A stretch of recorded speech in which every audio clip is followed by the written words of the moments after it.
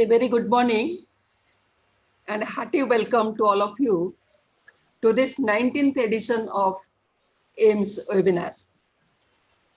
Our honorable guest speaker, Professor Dr. Rachna Kumar, Dean, California School of Management and Leadership, Alliant International University, USA, esteemed Professor Dr. P. Narayana Reddy, Treasurer AIMS and Group Director, Sanskrit Group of Institutions, Puttaparthi, revered past presidents and executive board members of AIMS, distinguished directors, deans, faculty members, and students. Dear participants, a very good morning to all of you. On behalf of Association of Indian Management Schools and on my personal behalf, I extend a very warm and hearty welcome to the esteemed guest speaker of today's webinar, Professor Dr. Rachna Kumar, a leading personality in the area of information system and technology and a key proponent of drivers of innovation in organizations and online education. It is indeed a great pleasure for AIMS to host this webinar with an illustrious management professional, a dynamic, visionary leader, and great institution builder, an Indian leading a top-ranking business school in US. My friend Rachna, it's really a proud moment for me to host you on behalf of AIMS. I still remember your contribution in 2011 to Association of Indian Management School when you addressed in August 2011 AIMS convention, and that was the 21st convention or annual education management convention of AIMS and held at Bhubaneswar. Thank you, Rachna, for accepting our invitation. It's a great pleasure to host you today morning when we are all discussing about online education. Association of Indian Management Schools has a pragmatic vision to uphold the interest of business education in the country and contributing towards quality improvement on a continuous basis through its determined collective efforts.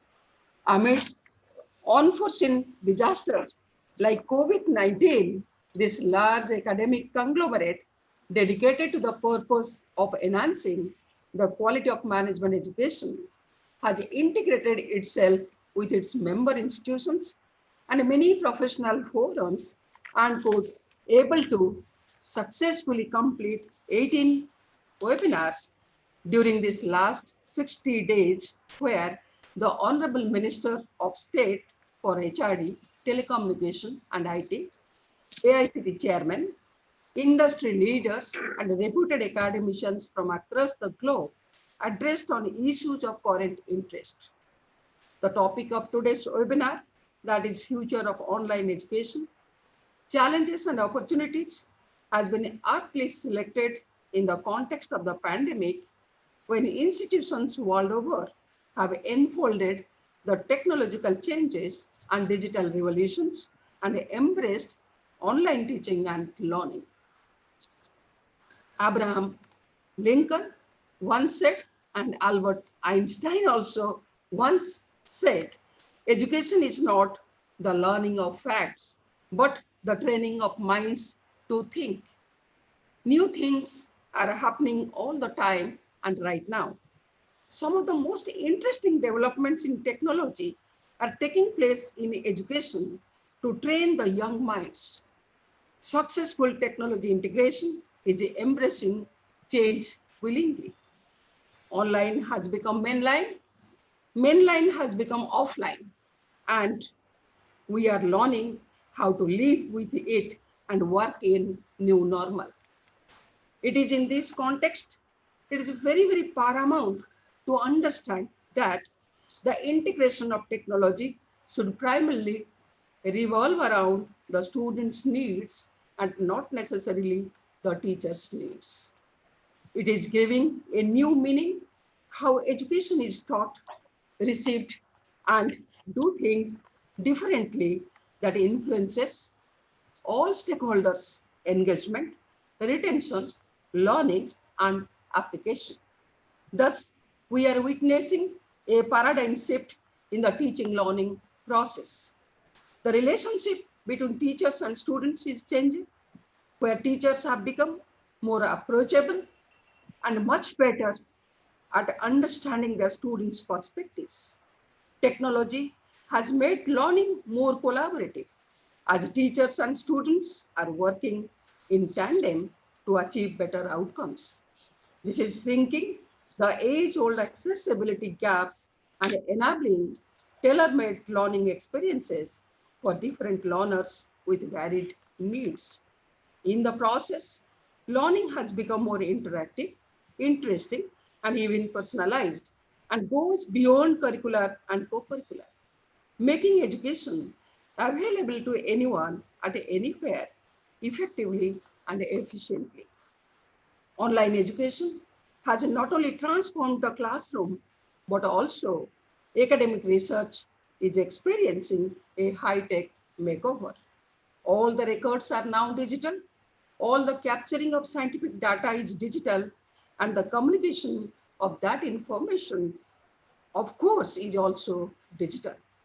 Adding technology to the research has reduced the potential for human error and increased the speed of research process.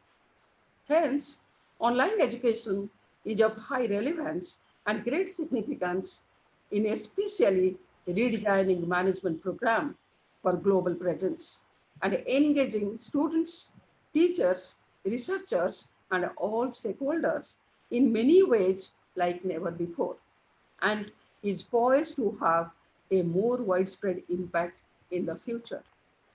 It is heartening to note that our guest speaker, Dr. Rachna, is an expert in online education. And to moderate this session, we have with us Dr. P. Narayana Reddy, who has put his entire thought together in designing this webinar. I am sure this will bring out a brighter and new horizon for all of us in the area of online education. With these few words, I once again welcome all of you to this webinar and request Professor Dr. P. Narayana Reddy sir to continue with further proceedings. Thank you. Thank you.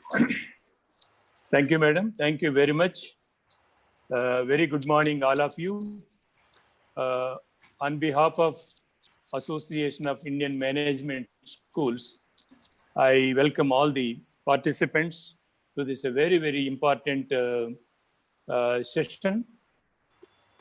At the outset, I recognize our President, Madam Professor Sujata Managaraj, past presidents, executive board members, our staff at Central Office at Hyderabad and also Office at Pune for having done an excellent job from their office. And also on my behalf, I welcome the today's guest speaker, Professor Rachna Kumar, who is the Dean, California School of Management and Leadership. She has been very, very active. In fact, she doesn't require much introduction, but it is a formality to say a few words on this occasion. Dr. Rachna Kumar is the Dean of California School of Management and Leadership. Her doctoral program, PhD, from the University of New York in the field of information systems and technology. And she has completed her management program, PGDBM, from IIM Ahmedabad somewhere in early 1980s. After that, she built herself into the important force in the American management education. And she not only leads the organization, and she also offers consultancy programs and helping the technology startups to raise funds for new ventures, building product to remote teams, and also leadership for innovation. She has more than 75 publications in research journals, conferences, and invited talks to her credit. Basically, she teaches courses at the graduate and undergraduate level, particularly in analytics, technology, and business strategy. She's also co-founder of Comsoft Consulting in online program development and also research, course design.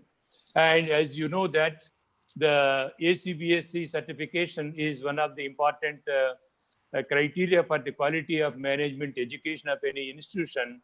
She has initiated and lead and successfully got accreditation of her own school by the ACBSC and WSCUC. And her focus is more in the form of strategic programs in the field of management of technology and other areas, and bachelor's programs, master's program, doctoral level programs. Under this umbrella, she has been actively working and creating and spearheading the management education with the technology. She is responsible for designing, developing, and delivering programs like MS in Data Analytics, MS in Information Systems and Technology, MS in Healthcare Analytics, the BS Information Systems and Technology, and DBA with specialization in Information and Data Science, MBA and BS with the concentration on IT and digital marketing programs, and also they parallelly with the traditional conventional programs like BS, BA, MBA, DBA, and PhD programs in the field of leadership as the basic specializations. With her credentials, in fact, she is very, very popular. It is in fact, it is a great opportunity for me to visit her university and also her school. And I have also chaired 2 technical sessions where she organized an international conference 2 years back. And she is such a nice host also. And it's a great opportunity for me to visit her campus and also at home. And such a nice faculty is here. And in fact, on behalf of AIMS, we have been organizing a number of programs. So far, 18 programs we have conducted. This is the 19th one. This has a special significance, actually, because we are moving from online, the on-campus programs to online programs. And particularly in India, this is a new phenomenon. And for us also, this is a new experience, actually. But for the students and teaching learning process in America, that may be the regular feature. So therefore, this particular session on future of online education issues and challenges is going to be the new dimension, and it is going to be a great learning for the participants. Therefore, I once again welcome Madam Rachna Kumar for this particular program on behalf of AIMS. And also, I also welcome the participants who are eagerly waiting to listen to her. And after her presentation, I request all the participants, if you have a question to ask, please put it in the participant program. And based on your questions, I would like to seek her clarification from her side with her experience. With these few words, I once again welcome Dr. Rachna Kumar, Dean, California School of Management and Leadership, Alliant International University, San Diego, California. Please to interact with our participants. Thank you very much. Thank you, Dr. Reddy, and thank you, Dr. Mangarajan, for this very nice introduction and for a very warm welcome. It is my distinct honor and pleasure to be today with you for this webinar. So I also welcome all the participants today who are on the webinar and want to thank you for being part of this webinar. So with that, I will ask for the slides to be shared so that we can go through them. Yeah. Thank you. We can go one ahead because Dr. Reddy covered this one.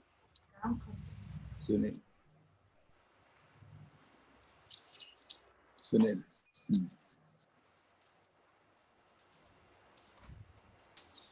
Okay, wonderful. So what we are discussing today is the future of online education, issues, challenges, and opportunities. As Dr. Mangaraj said, this is a time when online education has become very, very important. It has the spotlight of all universities, not just universities. It also has the spotlight of secondary school. It also has the spotlight of education, government, because education is so important. Everyone has some stake in it, some part of it, and everyone is currently actually not able to come on a campus. So I want to start with one of the phrases that Dr. Mangarajan said, that online has become mainline. That is the reason why our hour of this webinar is such an important, timely, opportunistic time to look at it. Next slide, please. Thank you. So the market, I think everyone in the webinar knows that the market has been increasing very much. It is a very large market. The e-learning market worldwide is projected at US dollars 243 billion by 2022. This is a huge number, large market. The self-paced learning product, which is when people are they do not have an instructor, but you are learning at your own pace and you're self-learning, that itself is projected at 33.5 billion US dollars by 2020. Since all of us right now are together for the India's online education market, I wanted to quote some numbers there. $1.96 billion, which basically represents 9.6 million users by 2021. And think about what it was in 2016. 2016 is only 5 years ago. In 2016, it was only $247 million and $1.6 million. And these numbers are actually not updated to past coronavirus. We'll talk about that in just a minute. These numbers and these projections were before this time.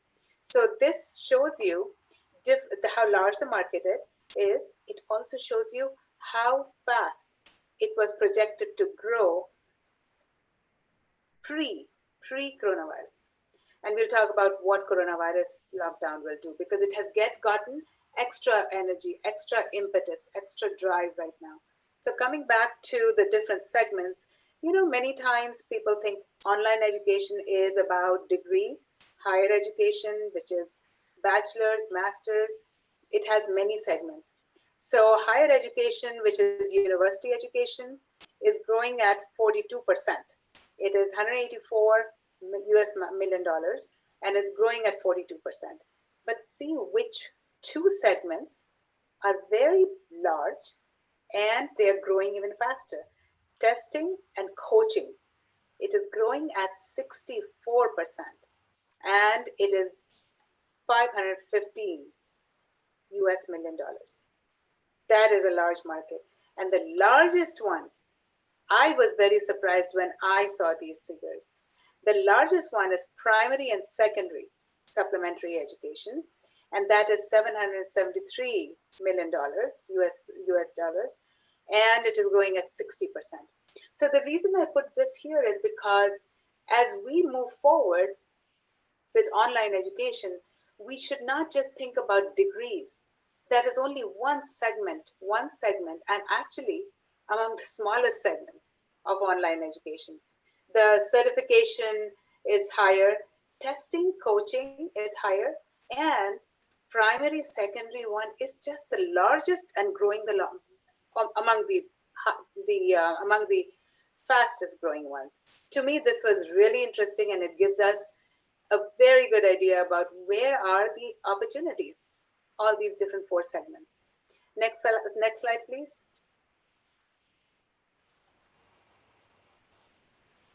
Okay, so we will talk about this, but it's always good as we move forward, it's always good to see what is the landscape, what is the ecosystem, who are the players in this large online market.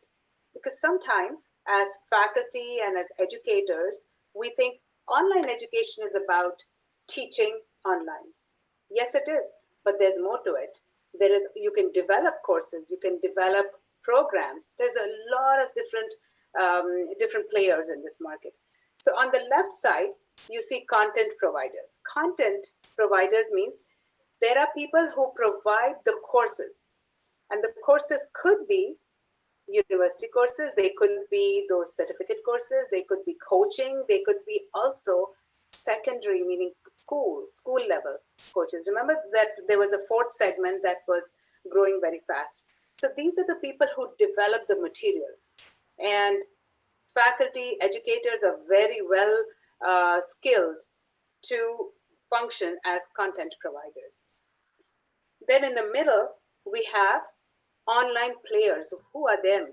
Online players are basically the interface providers, the technology providers. The names that you may be familiar with will be Blackboard, Moodle, now Canvas is very popular. Which are the others? There are many other platforms. This is the technology. So if, today in the webinar, there will be many of you who are comfortable with technology, or would know a technology, or know a company that is going to build technology. This is usually called either the interface, or it is called the technology or platform. And basically these are the LMS. LMS stands for Learning Management Systems.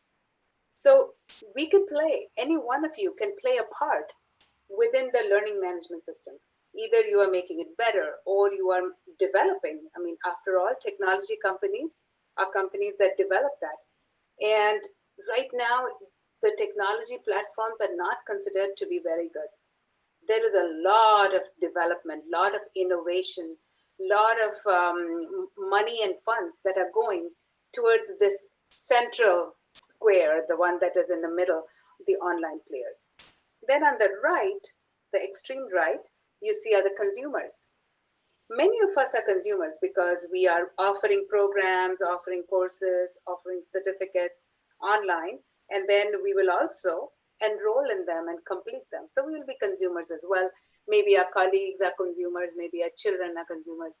These are the kindergarten to high school, secondary school students, college and university students.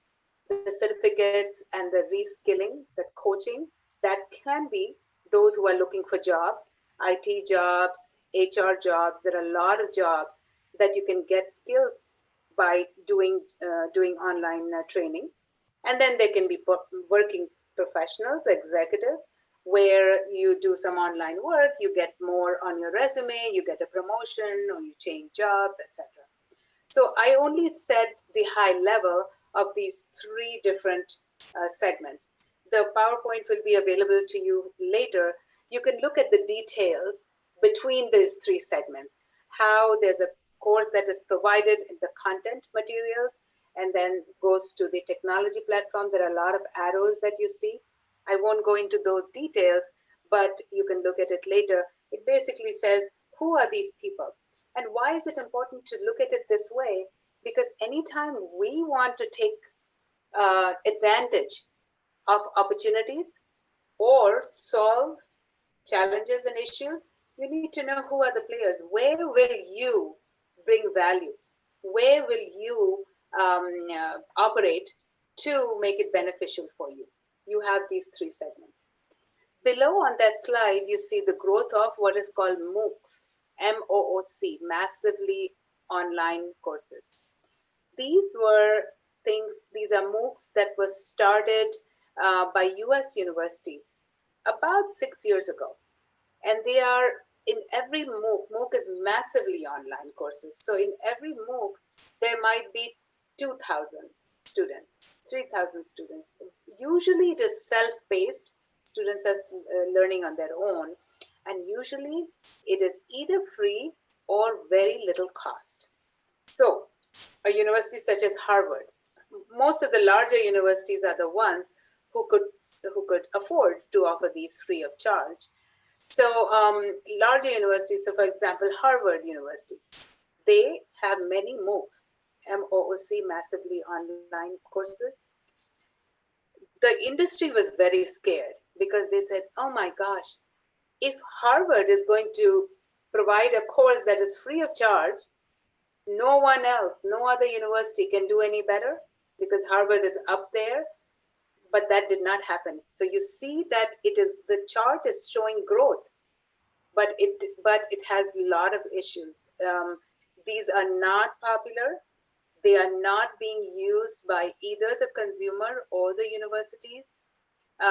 Most importantly, students start a course on a MOOC and they don't finish it. So whatever you don't finish is kind of not useful, right? So anytime you come across a article or someone saying, oh, large universities like Harvard and Yale are providing MOOCs free of charge, they are. And a lot of students are beginning to enroll, but they are not growing as fast as we had hoped and not doing as well in terms of providing knowledge and skill, not doing as well in terms of completion. Students have to complete, otherwise what is the point? So, and what that tells you is that self-paced, self-learning in online is a difficult one to make success. And therefore, the reason I make this point is I have many times, as I consult, I have faculty come and say, if you go into online education, faculty will not be needed. Faculty will be out of jobs. You won't need faculty because a faculty can teach 2,000 students online compared to only 100 or 30, 50 on campus. That is wrong. That is false, because MOOCs showed you if you don't have an instructor, if you don't have a faculty to help you teach, to help you understand, or to help motivate the student, it does not help. So online education is not about put the materials up there, students will do the entire learning, and we don't need faculty. Faculty will be needed even more than ever before. And that is a message I do want to bring to you, which is the reason why I added that chart over there. So I will go to the next slide, please. Okay. So why is this considered to be a good time to spend our time trying to understand online education? And I go back to Dr. Mangarajan's line, because online has become the main line. This is the main thing that we are doing right now. I think all of you may be familiar. We say that online is very good because it can reach everyone. People don't have to travel or drive or take the bus and come for the courses. So there's accessibility and availability. It is easier to do education in areas where it is hard to bring the university to those rural areas. We'll talk about issues with rural areas later. They say that quality of education can be better because an instructor or a faculty in Pune, which is a very good university, very good faculty member, can teach online to a student or a university where they were not able to employ a faculty with that skill and that level of expertise. So quality of education can be better, and the cost of education can be lower. And I want to say that the cost of education can be lower is true. In online education, it can be lower. However, we will talk later towards the end, that is not always true. Because if you do a very good job of online education and make it as good as on-campus education or on-site or on-ground education, it can be little lower, not very lower. And that is why I take you back to that chart on MOOCs, massively online courses. They were increasing, but they're not popular. They're almost free by a university like Harvard, Yale, all the large universities. Students start and they don't finish. Students don't get to learn as much. Employers do not give it as much importance or as much value.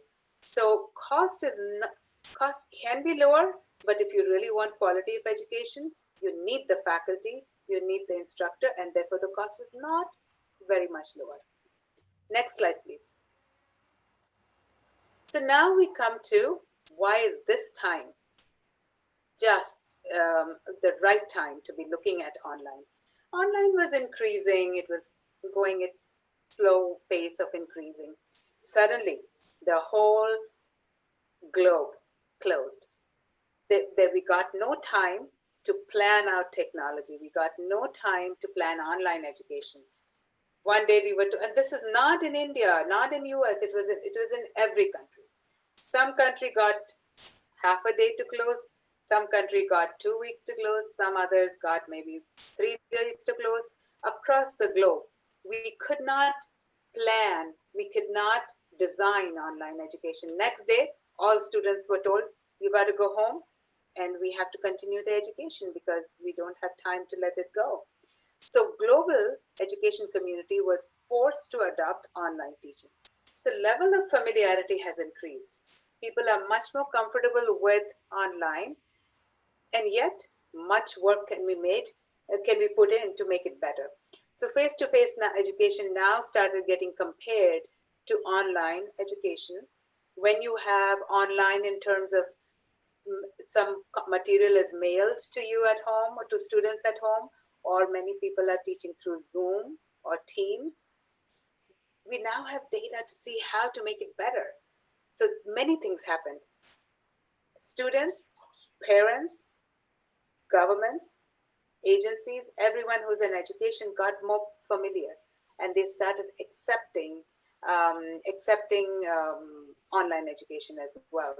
Second, students became actually comfortable and they learned how to focus on their own, because online education is really hard to do when you have a lot of distraction.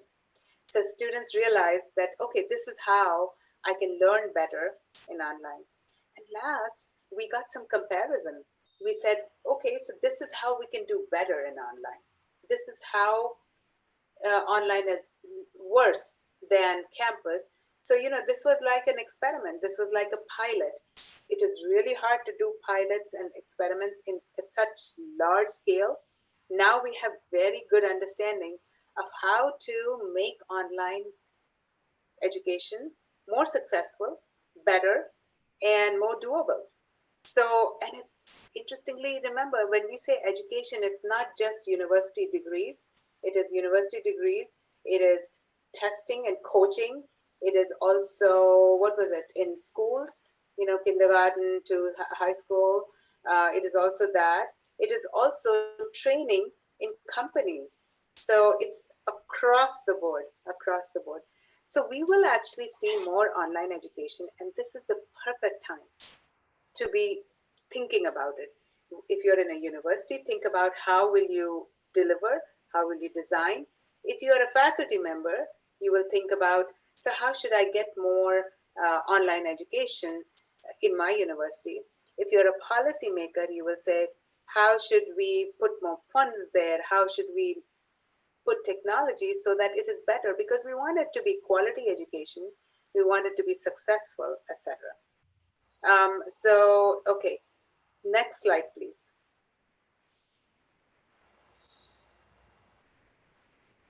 So the question is, what is it that makes online education always a debate?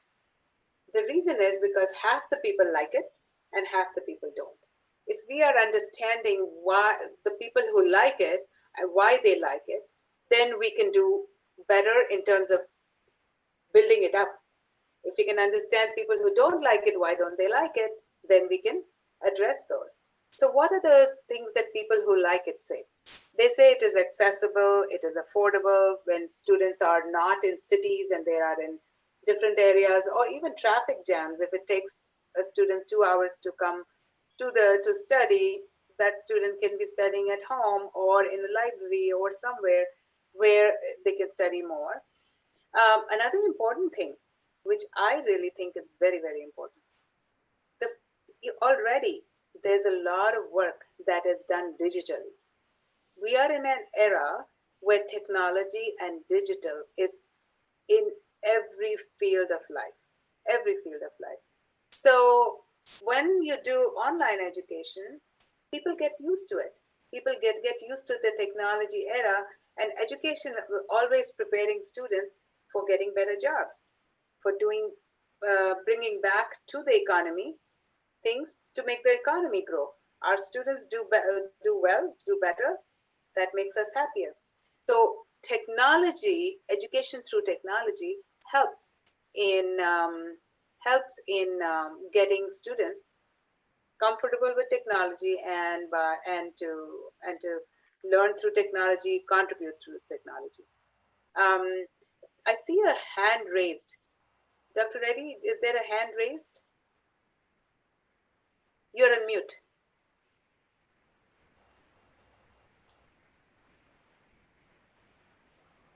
Yeah, please, you complete the presentation, then we can take it up the questions, please. Okay, Yeah. wonderful. Yeah.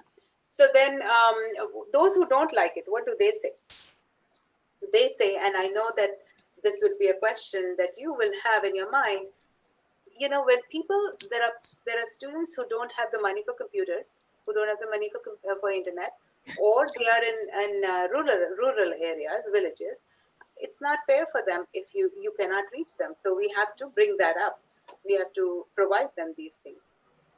If there are students who cannot focus because there are noises, there's food cooking at home, how will they study? It is distracting.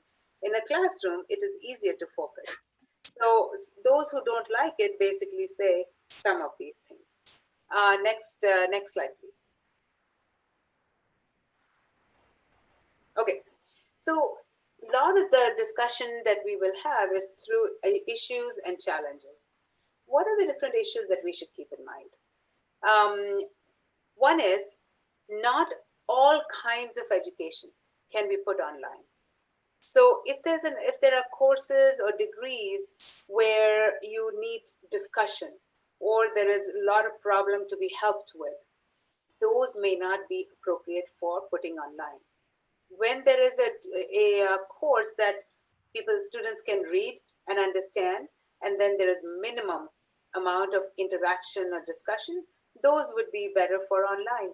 So we have to do our job to go through our programs and our courses and decide which ones are better to go online. Also, many times when I'm consulting or helping, even in my own school, faculty think that online means you never meet the student and everything is online. That is not true. It can be hybrid, which means there are many ways that we can design. In US, what we do is there can be a course in which the whole course is online. Instructor and students never meet in person. But then there can be another course where half of it is online and half of it is on ground. We call it many times 1, 2, 3, the 1, 2, 3 plan. 1, 2, 3 plan is when the first class is on campus and teacher get to know each other, they ask questions, what is expected, etc. That's one class. Middle of the semester, there's a second class. So 1, 2, 3. Second class is middle of the semester where there's let's check in, let's get question answers answered. Let's make sure that everybody still knows each other, because education has a lot of social aspect to it as well. So middle of that. And then the last, at the end of the semester, one last meeting. There is presentations, papers, exams, something. So that's 1, 2, 3. There's another design for online programs where you have the whole course is getting done or the whole program is online, but there is what is called residency. So 1 year online, but every second month, students meet for a whole day or for a whole 2 days. Here, students are adults, so they come and they take a hotel, they stay the night, and they're meeting for 2 whole days, and that's called residency, and the rest of it is online. So the point being that you can design in different ways, right? Ways to improve reputation and value of online program. There are two ways of online. One is called synchronous learning and the other is asynchronous. Asynchronous means students study whenever they want and instructors don't have to be at the same time. So like you and I right now, we are synchronous. While I am talking, you are listening. If you ask a question, I'm listening right there. So it's synchronous. Online education can be asynchronous. Actually, that's very popular. Asynchronous is popular. Student studies whenever they want. Instructor puts up the materials and grades whenever they want. But you can also provide an aspect of synchronous. You can say every week, twice a week, we will have 1 hour of Zoom lecture, and you have to come and join, because that allows students to focus. That allows students to connect, right? So that's one way of increasing the value of online program. Many other ways, there are many other ways. We can discuss more if we have time later on. How can we develop the social and softer skills of the individual? Have these 1 hour kind of instruction where students are given some problems of how they can connect with each other. So a couple of other things which you can look through.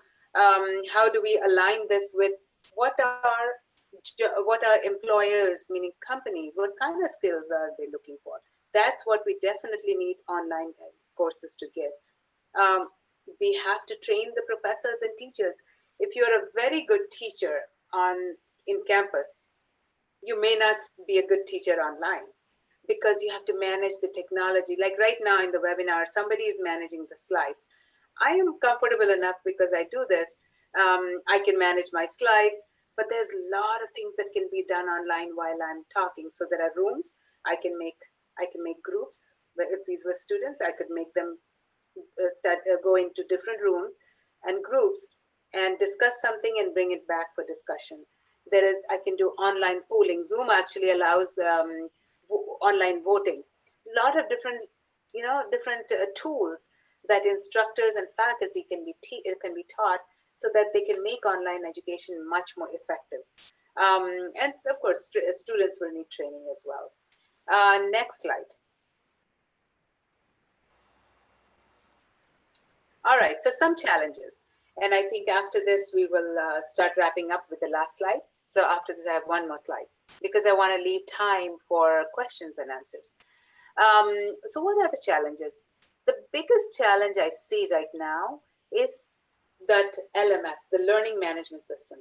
The technology, the Blackboard, Moodle, Canvas, these kind of learning management systems, LMS, they are very, what do I call them? I say structured. So, structured meaning it doesn't seem natural. They're not, technology is not good enough to make it natural. So students go and they read, and they have to be on the screen, and then they can go and do some work like that. But there are new technology innovations that are coming up where the student can be immersed rather than just read on the screen. The screens are like 180 degrees. So when student is reading something, there will be a scene, like a case study. There'll be a scene of that manufacturing line.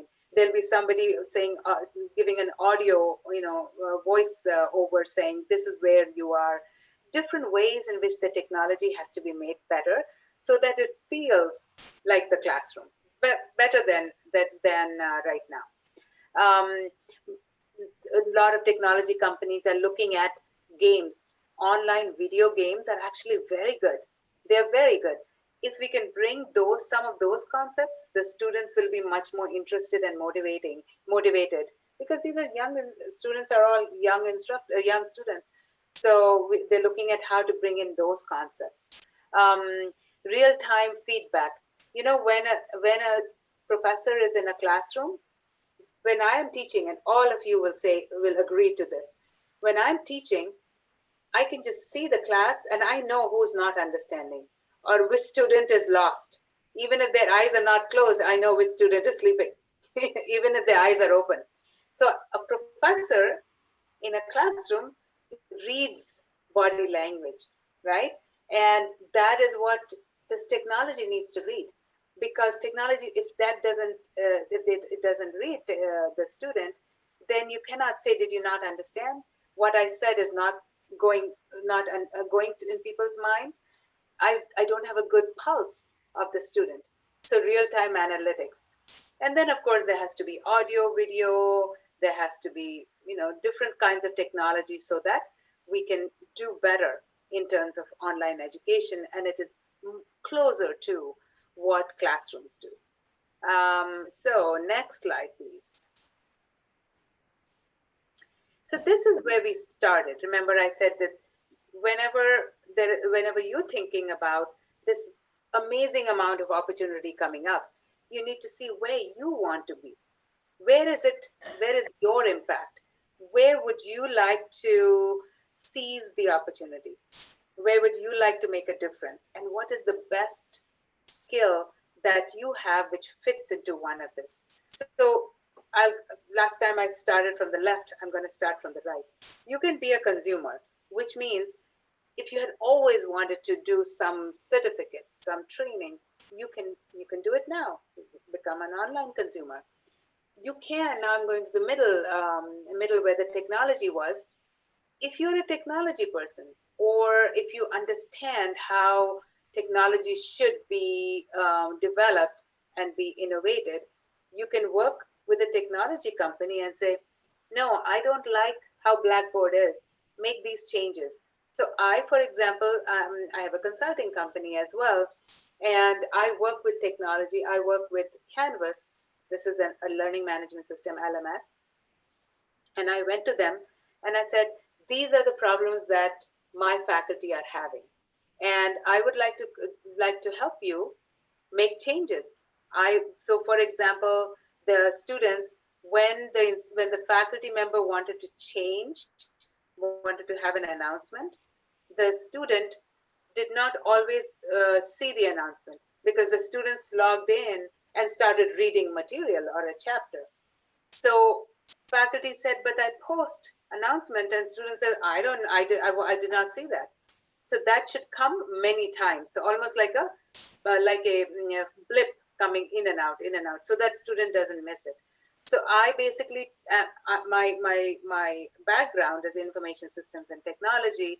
So I took the central part, and I work with technology, learning management systems, and I make it better. I say, do this, do that, do this. So you could be participating there, or your university can be looking at that central one.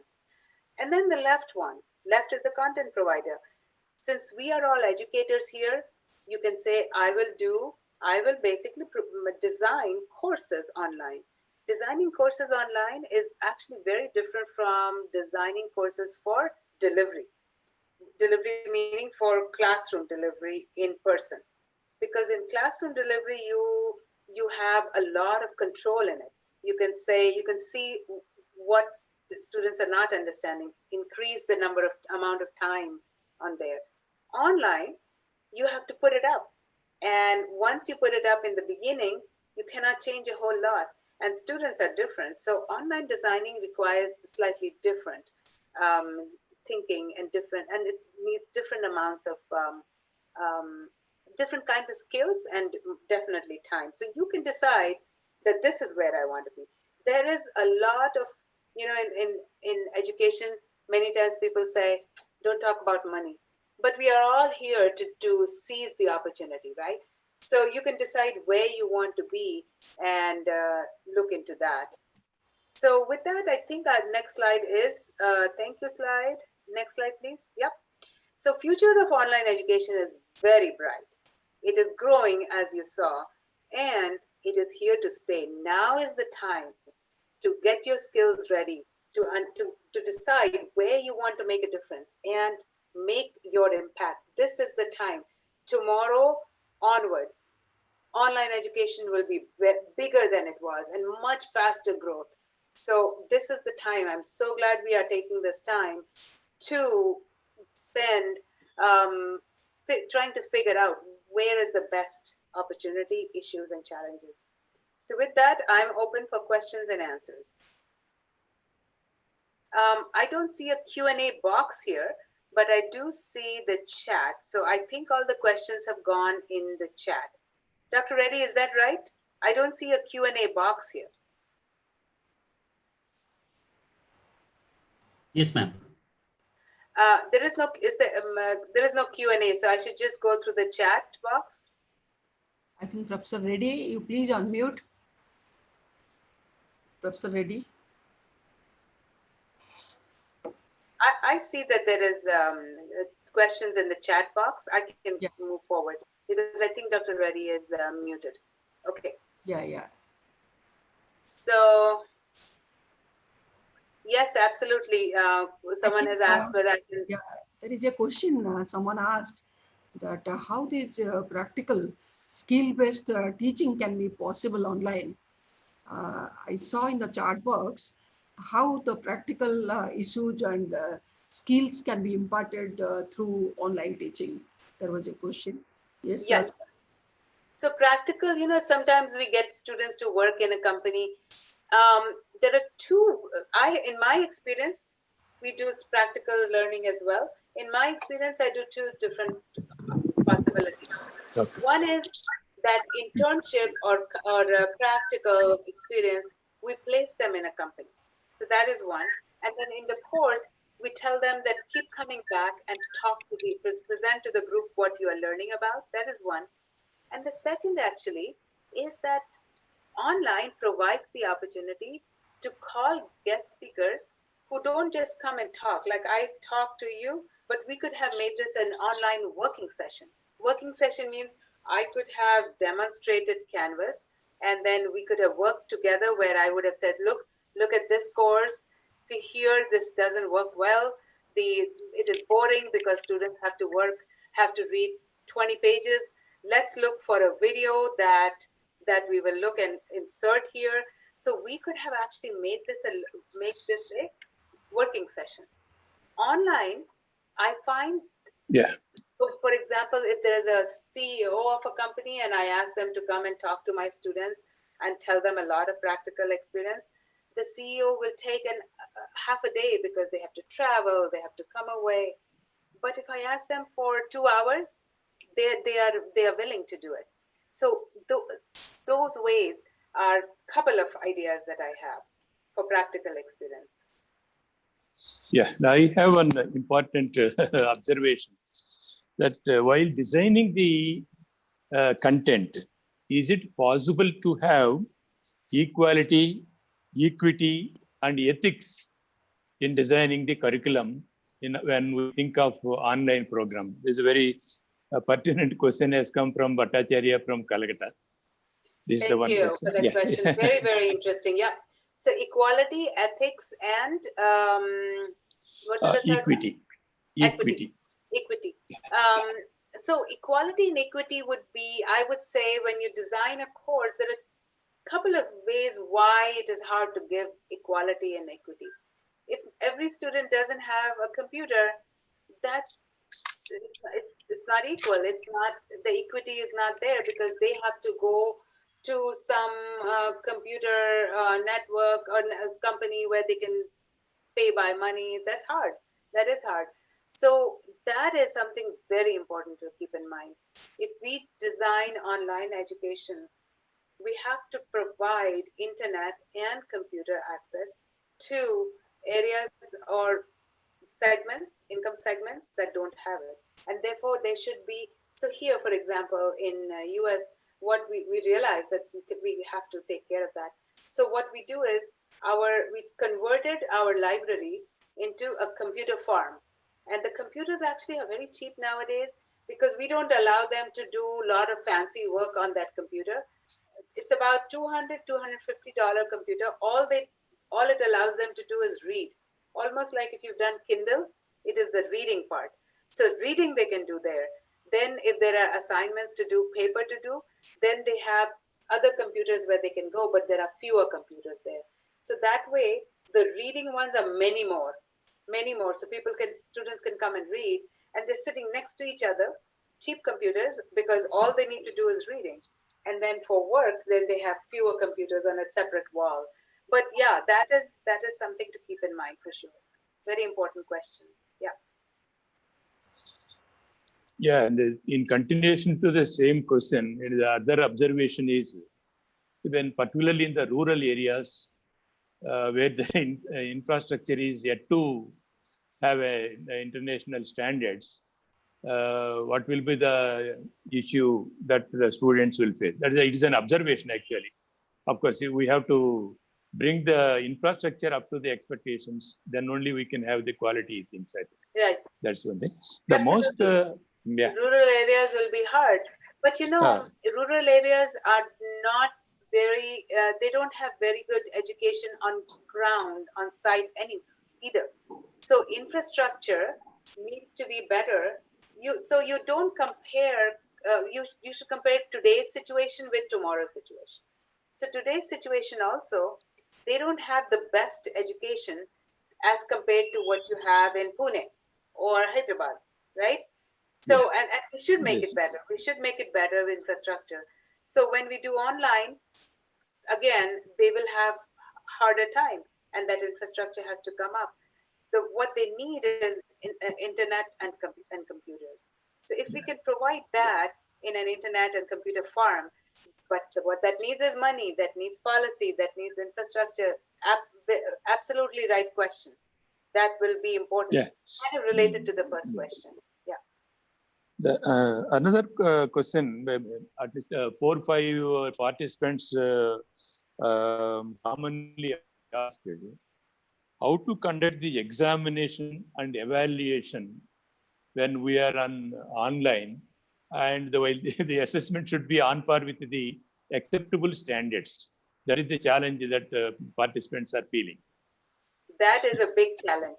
Big challenge. You know, right now, most universities, because of this challenge, most universities have said to students, you don't need to get a grade, meaning we will not grade you with marks. We will grade you with pass or fail, credit or non-credit, because there is very hard to actually do exams, very hard to do exams. So there are some technology solutions for exams, and none of them are very good, and I'll tell you why. So ProctorU, for example, there is a ProctorU, and there are many others that actually can invigilate the exam. But what they say is there are a lot of false negatives. So for example, if I'm doing the exam and I look this side because I just want to look here, right? I'm not cheating, but the technology says, oh, this person looked this side, so it'll flag me. It'll say, oh, one possible cheater, right? So false negatives. Also, students find it very difficult because here I am doing the exam and there is a camera constantly looking at me. So students say that I have worse performance because I'm constantly thinking, are they watching? They are watching. So that's a challenge. And somebody I saw in the chat box wrote that there should be new ways of testing, new ways of testing. So few options. Testing, remember I said we are looking at 1, 2, 3 plan, that students do all the course online, but then some courses they just come one time in the beginning to get familiar. Some they come 1, 2 times middle time, and some they come 3 times. The third time can be the exam or presentation or paper, whatever we decide. So that is one. Second thing is that they can be testing centers, because remember, online education, meaning if you're doing it from Pune, your student may not be in Pune. So they cannot come for just one exam. So the second option is to have testing centers. We do that all the time. Testing centers where we give them a code, they can go and sit there, and there are very many places, and they can take the exam there. So that is a challenge though. That is a challenge. It takes some thinking, planning ahead, and but it is doable. We can take care of that problem. Yeah, this is very interesting observation. Actually, it is like conducting the CAT exam at some common place. I think that's what you meant to say. Fine. Then another question is particularly for the faculty. See, faculty, they have been adapting the conventional teaching learning process. When suddenly they are moving to the online mode, and in the online mode, not only students, their parents, the public are also keenly watching the performance of the faculty. Now, many faculty are sharing their difficulty. So how to cope up with this particular situation, whether additional training is required or your observation, please. Yeah, additional training is required, definitely. So in Zoom, for example, when we just went, coronavirus started and campus closed, then everybody could have taped Zoom, recorded Zoom. Right now, yeah, there is recording that is happening right now, but not everybody can record. It is only the host that can record, right?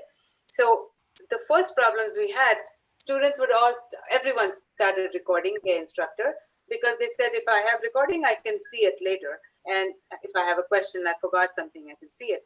But then they would test, they would not test, they would check on something and write back to the instructor. And like Dr. Reddy said, the parent could come and see the lecture too and say, this is not right, this is not done well. So now Zoom, this was not there in Zoom on day one of coronavirus. They brought this in so that it can be secure and not everybody can record. So that is one. Second, the instructor is teaching here, you don't know who else is listening. That is very true. So training we should do for sure.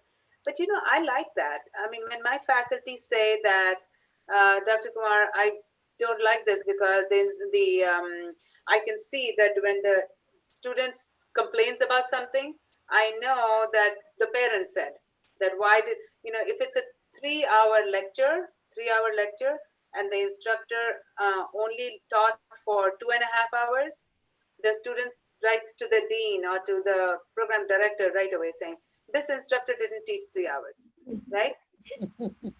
So the students don't do that. Somebody is watching, the older person who is responsible for paying money, and they are saying, why did this teacher teach only half an hour less?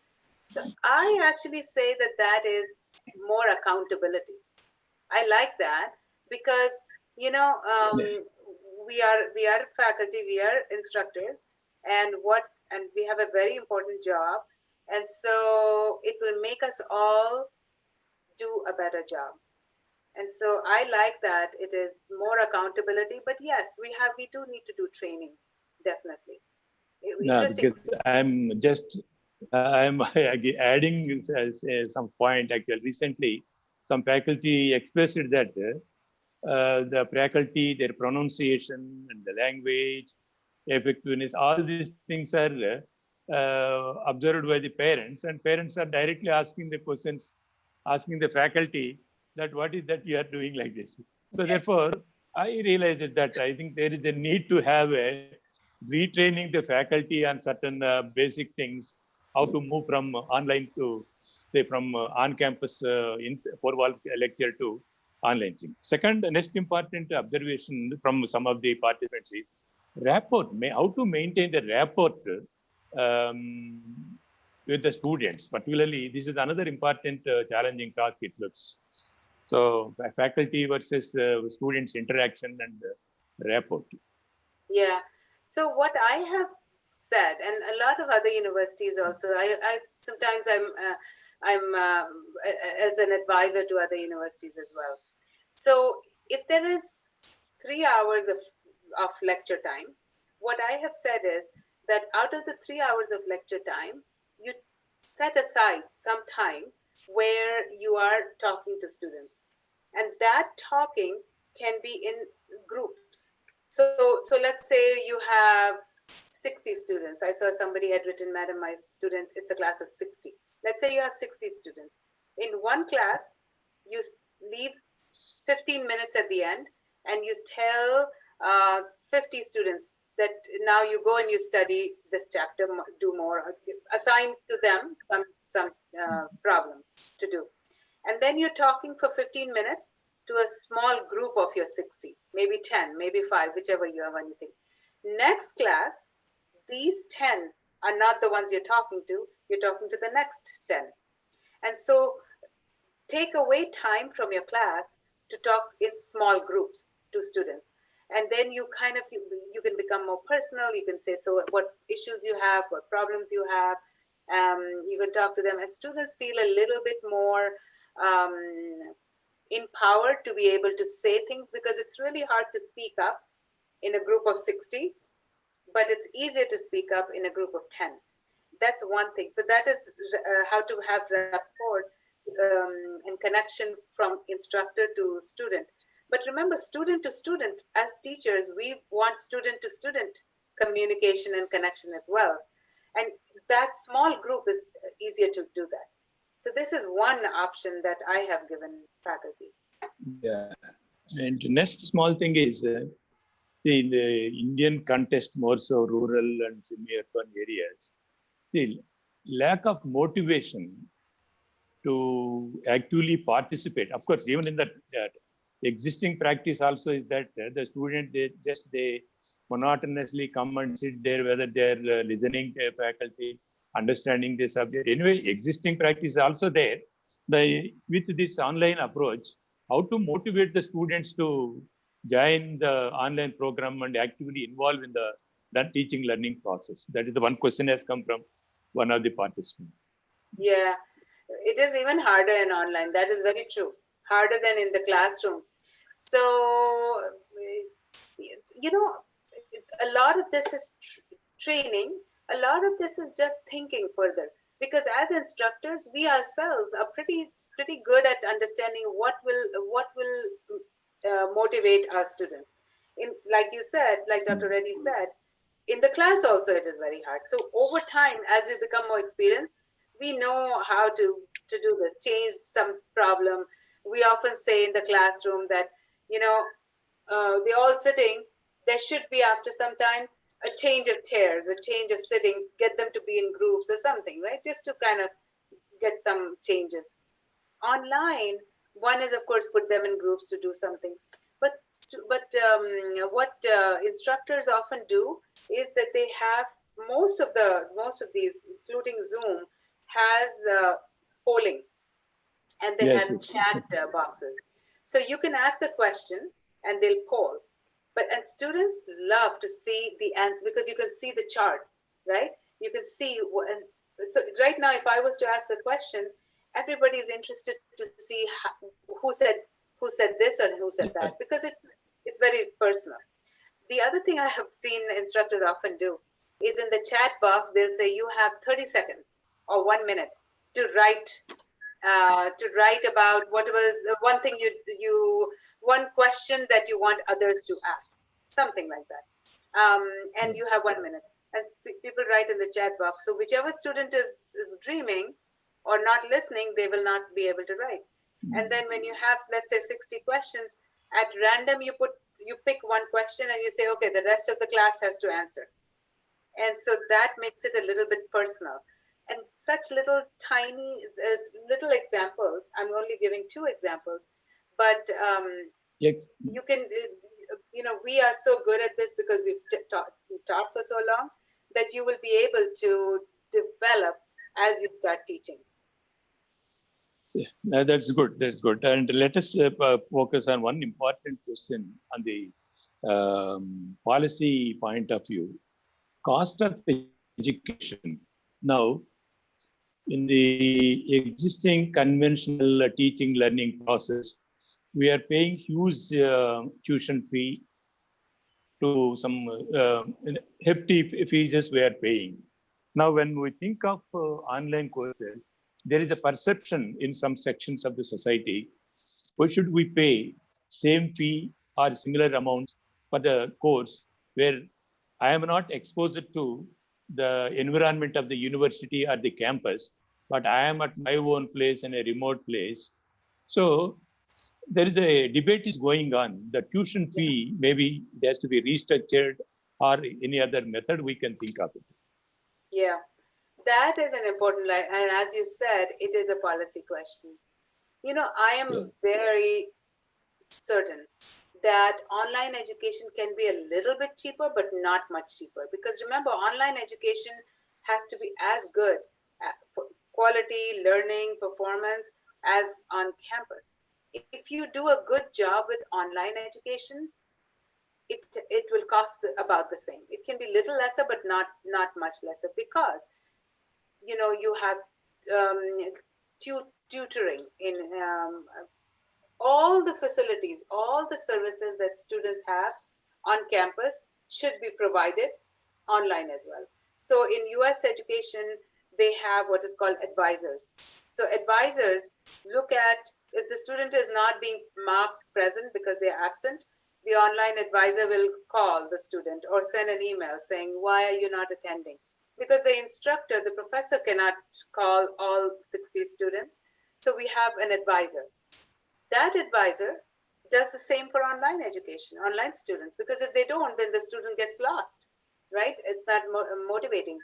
Then we have writing lab, meaning students, if I'm teaching physics, I'm not able to teach the student how to write, while students need a lot of things. I mean, help with math, help with writing, help with speaking, all kinds of things. So we have academic labs, writing help. On campus, you have writing help. Online should be also writing help, away from the class. So and this is why online education has had a bad name, because online education we have made cheaper in the past. We made cheaper, but we took away some of these wonderful features, wonderful support things. So if you take away the support things, it will become cheaper, but then it is also not good quality. Therefore, it is not as good as on campus. So I am very particular. In fact, in my school, online, it is maybe I think it's 8% cheaper than on ground, on campus, but it is not appreciably cheaper. And it's cheaper only because there are some fees, etc., that we don't take from online students, but not much cheaper, because we believe everything that you do on ground campus should be done online. So professors have office hours, they need to have office hours in online too. Where I have office hours, I'm just sitting. If some student comes, I'll talk to them. If they don't, then I don't. It should not be cheaper. That's my personal. Yeah. Thank you very much. Plan. Yes. And other small observation is there, the student-faculty ratio. See, when the regulatory framework in Indian environment, of course, maybe in American environment too, student-faculty ratio may be 20%, something like that, 1:20, 25 or 15 like this. But some perception is there that when we are moving from traditional teaching learning process to online teaching learning process, why we need more number of faculty. Particularly from a management point of view, some people feel that why should we maintain the same ratio? So we can reduce the ratio so that cost of salary component may come down. This is just a vague discussion is going on across the country. So is there any experience from your side? Yes, absolutely. You know, when online shopping had started, people said it should be cheaper because they don't have a store, they don't have salespeople, it should be cheaper. And in the beginning, very, very short time, it was cheaper because online, Amazon, I'll just take one example. It was cheaper because Amazon it was market launch. So those of you who do strategy, it was a strategy of market launch. Make it cheaper than on ground, people will buy. Once they become used to online shopping, then no. Now there is never, most online shopping is not much cheaper than on ground, if you go to shop. The reason is because if they want to deliver as quick, if they want to deliver good products, if they want to deliver with good packaging, if they want to allow you to return all of the things that ground had, if they want to do that, then they are providing you with about the same services. They employ the same number of people to provide services that they were providing in the store. So same way, you need the same amount of instructors, same number of instructors with the same number of hours if you want to do a good job with online. Because if you don't, that is why there's a phrase in online that online education is very maligned. Maligned meaning it has a bad name. It has a bad name because we thought we'll keep it cheaper. Instead of 20, we will make it 1 to 50, or we will not give the support. So it has a bad name. And therefore, it doesn't do well. So for it to do well, as good as on campus, we have to provide the same services, same number of instructors, same kind of ratio.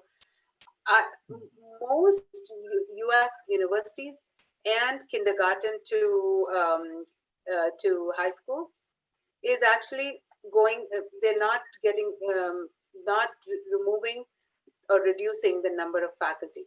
They are staying with the same, and they are saying we need, in fact, we need more support because it's a new technology, new way of teaching.